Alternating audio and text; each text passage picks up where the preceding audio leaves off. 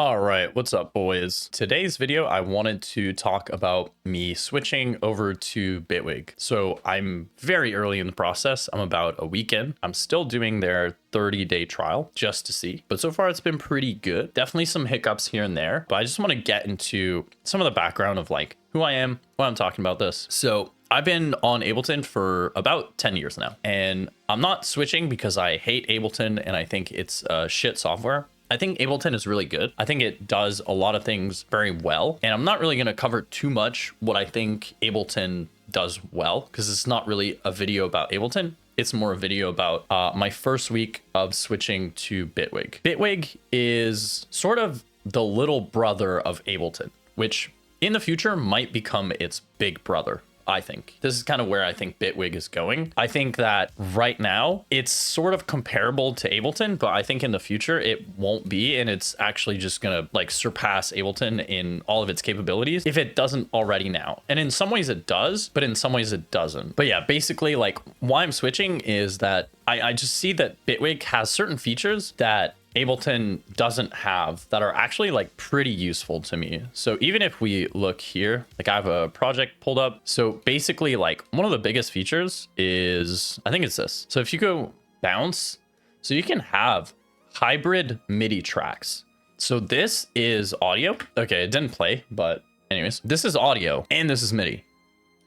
In Ableton, you would have to have two separate tracks to do this. This keeps your projects a lot cleaner. Now, there's still some places where I do separate the audio. This is mainly for glitches, just in case I want to affect them a little bit differently, which sometimes I do. Sometimes glitches just are a little bit quieter, so I might put like a clipper on it just to bring it up to the same volume or whatever. But yeah, it's little things like that that Ableton hasn't really caught up to, and I don't know if they will or if they even can with how the software is coded, right? I do want to clarify, this isn't really going to be a full review of Bitwig. I'm going to keep that for a month or 3 months or 6 months. I don't know yet. I'm going to see after a month if I feel comfortable making a review about it, because I really want to get into the details of the software and actually learn it properly before I give any sort of like opinions on whether you should switch, buy it, or anything like that. Because right now I feel like I have 10 years on Ableton and I have 1 week on Bitwig. I know basically nothing about Bitwig, and I know a lot about Ableton. So yeah, after like 1 week, I can already tell that Bitwig is not just a reskin of Ableton. It actually does a lot of things really different, and in a way that I like a lot more than the direction that Ableton has been going on for the last, like, I don't know, 5 years, let's say. So getting into it a little bit, the first couple of days were kind of rough. Like just to give you an example of what I struggled with, I couldn't figure out how to open track folders or close them. It's super obvious, but I couldn't. I'm so used to Ableton that clicking on a folder just didn't make sense. I had to look this up because I legitimately did not know how to do this. Like at all. I just didn't know. And I don't think it's a fault of Bitwig, the software, at all. I really don't think it is. But yeah, it's just like, it's one of those things where I just had literally zero idea how to do this. And so I didn't do it for like 2 days. So yeah, I'm going to say, like, if you are planning on switching to any DAW, doesn't matter what it is, there's definitely going to be a giant learning curve, because your years of muscle memory are basically thrown into the garbage for a different software. Like when you use a different software, not everything, but a lot of it. I already kind of touched on this a bit earlier, but just to like cover why I even want to switch after 10 years, even though I think Ableton is a great software, I just see more potential in where Bitwig is going. And yeah, to me, that kind of matters. Like, it feels like Bitwig was made for sound designers. And with the genre that I make, dubstep, tear out, heavy bass music, a lot of it is sound design focused. And that's what I spend most of my time doing, is sound designing. And I would say it's like 70-30, where I spend 70% of my time designing sounds and then 30% of my time doing everything else. That's not exactly accurate. It does change from time to time. Some tracks are more balanced 50-50, but how I make my music is a lot of sound design, and then the arranging and mixing and mastering is a lot easier and takes way less time.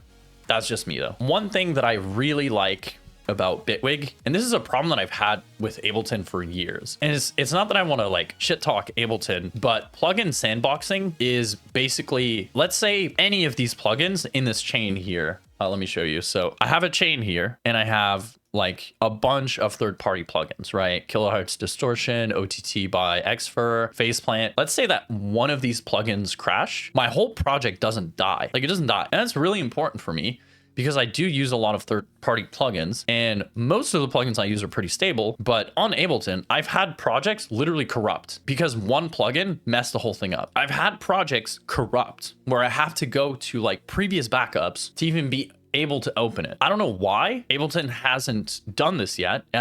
Like, I think Bitwig has had this for a long time, but Ableton just doesn't. And I think part of it is just how Ableton is coded. Like, I don't know a whole lot about how Ableton is coded, but from what I understand, they're very reliant on Max for Live. But Max for Live is, as far as I understand it, it's kind of spaghetti coded. It doesn't seem like the most stable thing. And Nazca was saying that when you use it in your projects, it makes your whole project unstable. I didn't really mess around with Max too much because honestly, that was just an extension to the software that I didn't really want to have, right? Like I hear scripting and I am out. Like I don't want anything to do with scripting, right? Like I'm not interested in anything that isn't like Phaseplant modular, right? Where I can like take a piece, an effect, put it in, good. I don't want to think about how to script stuff. That's just not me. I'm not a coder. I'm a music producer. I'm not a coder. Next up, big thing here is like modulation in Bitwig is insane. And there's so many things that you can do with Bitwig that I feel like you can't do on Ableton, right? Like if I even go here, like this is a lane where I can put a bunch of these things. So let's say that I wanted like an LFO. Now this is going to affect the sound. I can't play it because for some reason my computer is not working properly. But yeah, like this hypothetically would affect the sound, right? It would affect, I think I have to route it to maybe the output. Not sure. It's not something I've messed around with yet too much, right? Like a weekend. keep that in mind, guys. A weekend. So a lot of these features are not stuff that I'm super comfortable with yet, but this is what I mean by I just see so much potential in the software where I sort of didn't with Ableton, right? Where I sort of stopped seeing that same amount of potential in Ableton. And I felt this years ago. And it sucks to say, right? Because when you've used a piece of software for so long, you sort of build a certain level of attachment to it just because you're very comfortable with it. Now, Bitwig 6 came out. Nasco did a stream about it. At first, I wasn't bought into it. He talked about it. He showed a bunch of the insane stuff that it can do.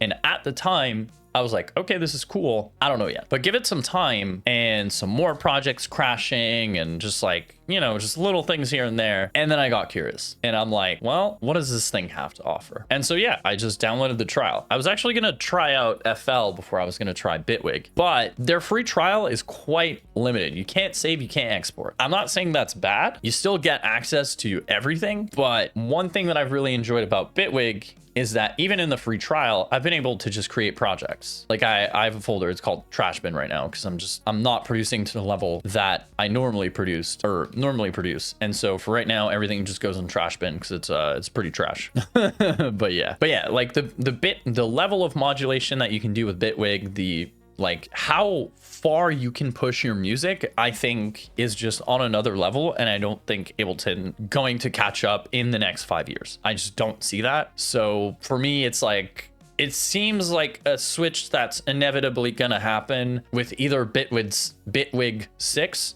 7, 8, 9. So I might as well just like speed up the process and just bite the bullet now, suffer a bit for like a month to 6 months. But then after that, we're chill, we're good. Okay, another thing that's like really cool is the grid. Now, I have not spent any time in the grid yet. I haven't had time yet, but when I do, I might make a full like video on just the grid because it's so incredibly powerful, right? Like if you think Phaseplant is powerful, the grid is way more powerful. It definitely has, like, I'm sure Phaseplant has some stuff that the grid doesn't have, but I'm gonna pull it up right now just to give you an idea. Is it Polygrid? I think maybe, I don't even know. Yeah, so I believe, yeah. So it's Polygrid. So it gives you access to like basically a full modular synth, right? You have all of these different like effects, LFOs, shapes, delays, math, mix, envelopes, data. You can just put all this stuff in, right? Like I want to put a pulse oscillator and then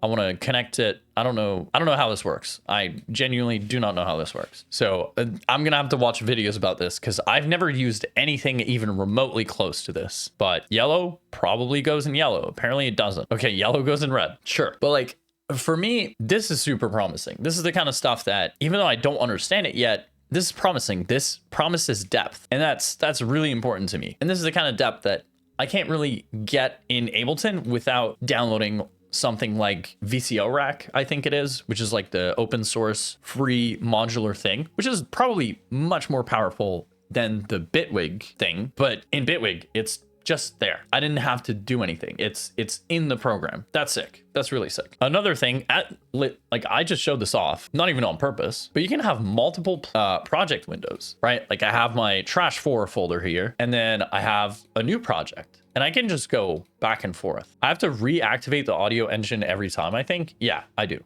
But it doesn't take that long, right? Like, yeah, it's loading plugins. Takes 10 seconds, maybe. But that's fine because this is like a exaggerated example where I'm like constantly switching between instances, right? But like realistically, what you could do is literally like you just pull up a project where you just had like a good idea. And then you could just like take the MIDI, right? Copy, paste. Boom. Sure, Ableton can give you multiple plugin or multiple project instances, but it's not as clean. It's not like basically like an internet browser. It just isn't. This is turning into like a comparison of Ableton and Bitwig, which wasn't necessarily the intention, but I'm sort of trying to illustrate the point of why I'm switching, and it's not completely to shit talk Ableton and say I think it's a shit software. I don't think it's bad. I just think that they are lagging behind. I do think they are lagging behind. And in the last 5 years, they haven't proven to me that they're not going to keep doing that, right? Like I don't see them adding any of these features anytime soon. And to me, those features kind of matter. They are kind of important. But yeah, I'm definitely leaving a lot out, but I haven't had a whole lot of time with it. And either in a month, 3 or 6 months, when I actually do make a review about it, I'm going to be able to talk a lot more about, well, just go more into details than I can right now. This is, again, just like an initial thoughts, right? 1 week of using the software, what do I think? And another thing that I have to say right now is Bitwig does feel worse than Ableton. This is not a knock on Bitwig. This is just me being so used to using Ableton for 10 years that switching over to a new workflow, having to look for tools a different way, right? Like for me, I'm so used to Command F. I remember Company did a video with Cymatics and he mentioned that he used Command F to look up plugins. And ever since I saw that, I've only used Command F. I don't use the plugin libraries or anything. Command F. I need something, Command F. Let's say analog lab, Command F, boom, got it.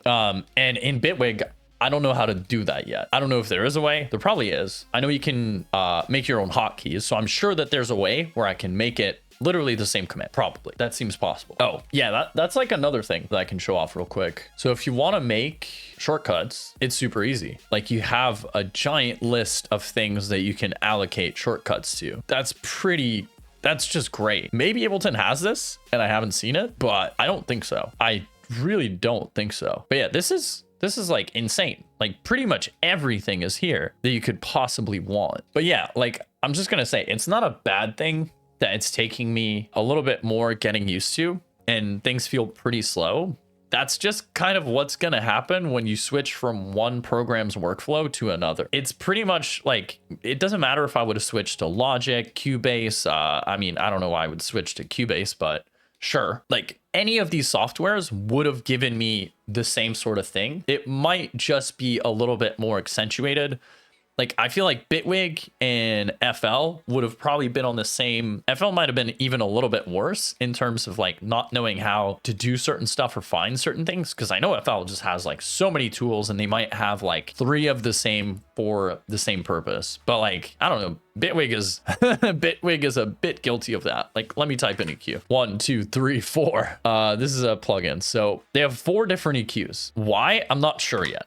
I don't know what the difference is between all these EQs, but that could be confusing. that could get confusing. I will say, I don't think Bitwig is the most beginner friendly piece of software. I think if you're a beginner, Ableton might be better. I'm not sure though. It's hard to say, but I would say it might be best to learn in Bitwig and just like bite the bullet on being confused more often and just struggle a little bit more at the start, because that is going to turn into like power later, right? Where because it's a little bit harder to begin, you get access to like all of these tools that you might not be able to get access to, or at least not easily reproduce in Ableton without like instrument racks or Max devices or like third-party plugins, right? So yeah, the real question is, am I actually going to commit to the switch or go back? After 1 week, even though it hasn't been the smoothest transition, I still think this is the right decision for my goals and what I want out of my DAW. So yeah, but yeah, 1 week of Bitwig down and hopefully many more to come. I'll check back in 30 days and I'll give you a more complete verdict. It might be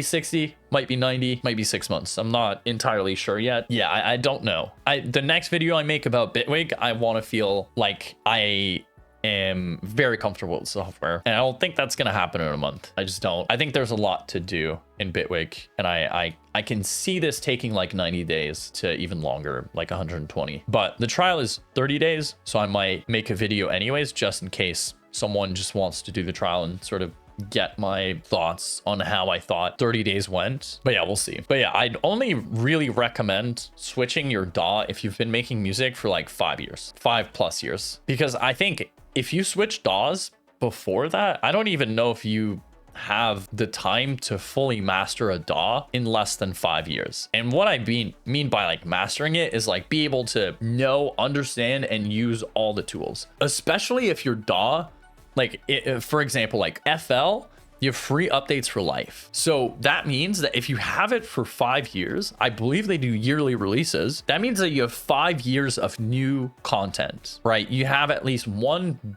major update per year. So that's 5 years of major things being added to the software. Ableton is sort of the same thing, but you can, I think it might be 2 years. I'm not sure, but I've skipped like Ableton. I skipped upgrading the software for like 5 years. Like I was on Ableton 10 for a long time, because to me, the only thing that was appealing was scales. That was pretty much it. And then everything else was like, eh. They just added like a few things that were like nice, sure, like quality of life or like nice little effects things, but it wasn't enough for me to justify paying what? I think it was like $300, 300 bucks Canadian for like things that I was like, okay, this is like, sure. But yeah, just to sort of finish off the point of why I wouldn't switch before you've used a piece of software for 5 years, I think you might just fall into the trap of blaming the software and not blaming your skills. Like you might think this is the fault of FL, Ableton, Logic, Bitwig, when really it's just like you don't understand things fully and you don't understand how to do this. And this has nothing to do with the software. There's no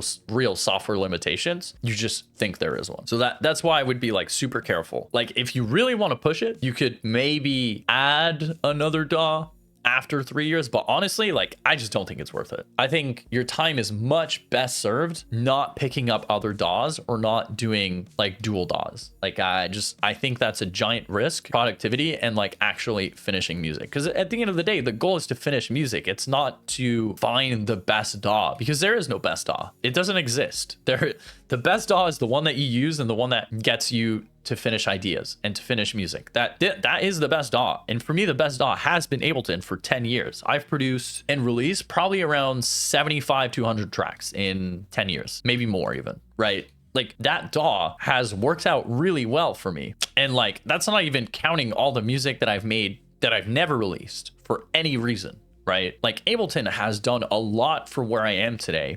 And I definitely owe a lot of my success in learning and becoming a better producer to that piece of software and just sticking to it. All right, final things. I will leave an affiliate program link to Plugin Boutique, right? If you want to purchase any plugin or piece of software, Bitwig, for example, right? I do think it's a great software, but I don't think you need it to succeed at all. Like I think it is a great piece of software. I need more time with it to give a final verdict. But my opinion right now is that it's a very good piece of software. And let's say you don't have a DAW yet. Would I recommend it? Yeah, 100%. Yeah, I would definitely recommend it. Where I'm like sort of hesitant to recommend it is for people to switch. I don't know yet. I think for me, it's going to be worth it, but that's just because of my workflow and how I work. And it's hard to say if I'm going to have that same opinion in 6 months. Switching, maybe. First DAW, I think definitely. So far, I think so far, definitely worth it. If you want to pick it up as your first DAW, I think it's super worth it because I think you're not going to run out of things to learn, especially as a first DAW. Like right now, my stack ranking for which DAWs you should pick up as a beginner would probably be like Bitwig, FL, Ableton. Those would be like my top 3. Ableton's last just because I think it's lagging behind, but I think like FL, you get updates for life. Can't really beat that. Like that's sick. It's sick that they're doing that. But for me, FL doesn't work. Like for me, FL doesn't work. It just doesn't work with my brain. Like I spend way too much time in arrangement for FL to work with me. Like I don't want to connect things in a mixer and stuff like that. I understand that it has the most like powerful piano roll, but I work a lot with audio, to be honest. So even though like piano roll is important to me, working in audio is just more what I do than even the piano roll. I'm going to be honest. But yeah, anyways, affiliate link to Plugin Boutique, right? I get a small kickback. I think it's like 10% or something. You don't have to buy Bitwig. You don't have to do any of this. If you were planning on doing it anyways, or if you were planning on buying some plugins, anything that I link below, just know 10% goes back to me. That's sick. Really helps out. But yeah, anyways, don't forget to like, comment, subscribe. Oh yeah, last thing. So if you're like a Bitwig user and you have any tips, leave them in the comments below. Right? Like if you have some stuff that you think might be useful for someone who either comes from Ableton or someone who is switching DAWs, leave them in the comments below. I'm going to try and read all of them. And yeah, I'm gonna like all of them and, let you know how it goes. But yeah, I always appreciate it, guys. Thank you so much for watching, and I'll see you next week. See you later, boys.